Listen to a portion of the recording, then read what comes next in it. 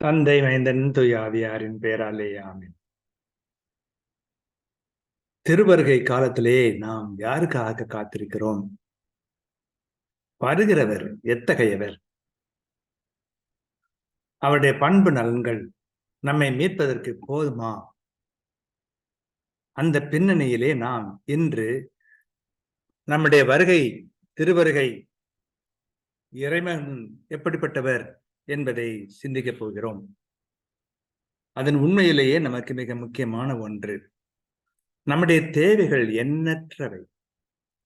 அத்தனை தேவைகளையும் நிறைவேற்றுகிறவராக அவர் வந்தால்தான் நம்மால் முழு பயனடைய முடியும். ஆகவே அவர் யார்? எத்தகையவர்? அவரால் என்னென்ன நலன்களை அடைய முடியும் என்பதை பற்றி நாம் இப்பொழுது பார்க்கிறோம்.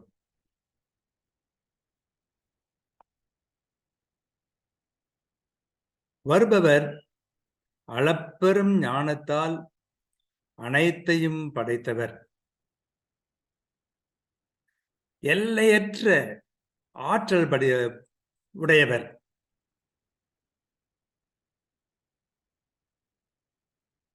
அவருடைய வலிமைக்கு அளவெல்லாம் கிடையாது.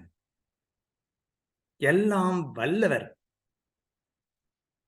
அது மட்டுமல்ல, அவருடைய ஞானம் எதையும் உயிர்த்து உணர்ந்து செய்ய வேண்டிய முறைகள், இதற்கும் அளவோ எல்லையோ கிடையாது. ஆகவே அளப்பெரும் ஞானத்தாலும் அளப்பெரும் வல்லமையாலும் அனைத்தையும் படைத்தவர். அவருடைய வல்லமை, அவருடைய ஞானம், இவையெல்லாம் எல்லை இல்லாதவை.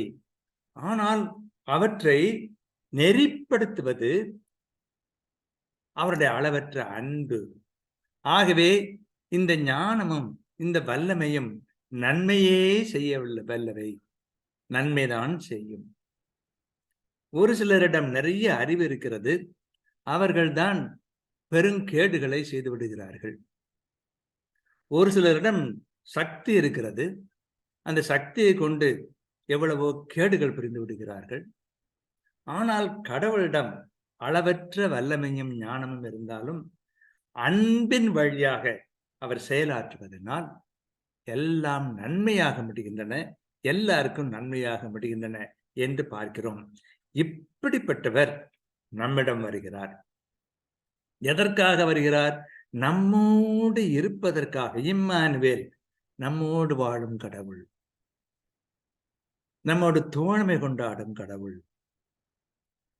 நம்மோடு நிலைத்து வாழக்கூடிய ஒரு கடவுள், மனிதனோடு இருப்பது பேரின்பத்தை தருகிறது என்று சொல்ல கடவுள் நம்மோடு இருப்பதற்காக, நம்முடைய கடவுள் என்று பெயர் வாங்குவதற்காக என்று சொல்லலாம். அப்படிப்பட்டவர் அவர் இம்மானுவேல் நம்மிடம் வருகிறார்.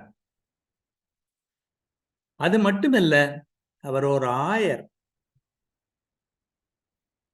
இடையர். சாதாரண இடையர் அல்ல, சாதாரண ஆயர் அல்ல. அவருடைய வாழ்க்கையிலே அவருக்கு மையமானது ஆடுகள் தான். தம்மை விட ஆடுகளை அதிகமாக அன்பு செய்கிறவர், மதிக்கிறவர் என்று நாம் சொல்லலாம். ஆகவே ஆடுகளை முன்னிட்டு தம்முடைய உயிரை கூட தியாகம் செய்ய வல்லவர். அந்த அளவுக்கு ஆடுகள் மீது அக்கறை உள்ள ஒருவர். அவர்தான் நம்மிடம் வருகிறார். நாமே அவருக்கு முக்கியம். நம்முடைய நலனுக்காக அவர் செய்ய வேண்டியதெல்லாம் செய்வார்.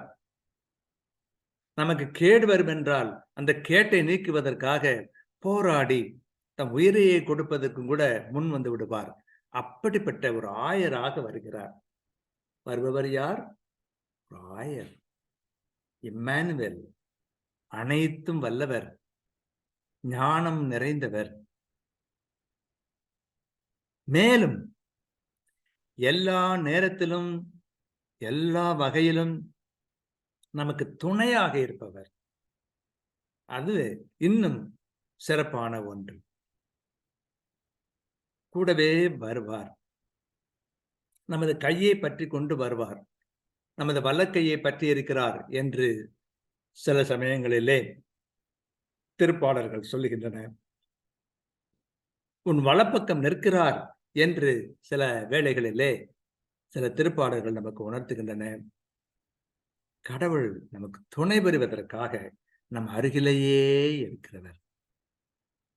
அவர் ஆயர், நல்லாயன். அவர் நமக்கு துணைவர், நன்மை பெறுகிறவர். பிறகு அவரே அரசர், அனைத்தையும் ஆட்சி புரியும் ஆண்டவர். ஏதோ இந்த ஒரு சிறு கூட்டத்திற்கு மட்டும் தலைவர் அல்ல, படைப்புகள் அனைத்திற்கும் சிறப்பு செய்கிற, ஆட்சி செய்கிற ஒருவர். ஆகவே அவர் ஆண்டவர். அப்படிப்பட்டவர் நமக்கு தலைவர். அவருக்கு தொண்டு செய்கிற அடியார்கள் நாம். அதே சமயத்தில் இந்த வழியிலே செல்வது நல்லது, இந்த வழி சென்றால் நீ மேன்மை அடைவாய், இன்னொரு வழியிலே சென்றால் உன்னை கேடு சூழ்ந்துவிடும் என்றெல்லாம் நல்வழி காட்டும் போதகராக வருவார். கடவுள் யார்? அவருடைய ஆட்சி எப்படிப்பட்டது? அந்த ஆட்சிக்கு நாம் சொல்ல வேண்டிய பதில் என்ன? அவர் காட்டுகிற அன்பு எத்தகையது? கடவுள் காட்டுகிற இரக்கம் எத்தகையது? எப்படிப்பட்ட மன்னிப்பு அவர் வழங்குகிறார் என்றெல்லாம் போதிக்கிறவர்.